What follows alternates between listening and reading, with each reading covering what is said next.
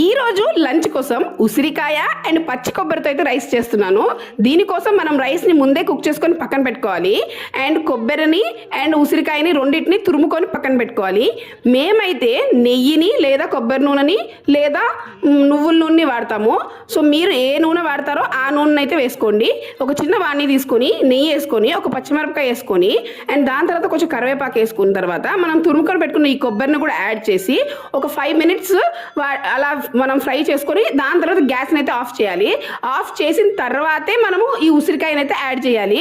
And add చేసిన తర్వాత ఆ వేడి మీదే అది మగ్గిపోతుంది.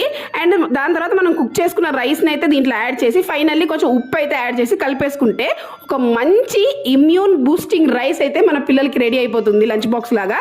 సో ఇలా అయితే ఈరోజు నేను వాళ్ళకి లంచ్ బాక్స్ అయితే చేశాను. అండ్ కొంచెం పెరుగన్నం కూడా పెట్టాను. మీకు నా వీడియోస్ నచ్చుతుంటే please like, share and subscribe my channel Sirisha Vivekananda Reddy. Thank you for watching. ఇలాంటి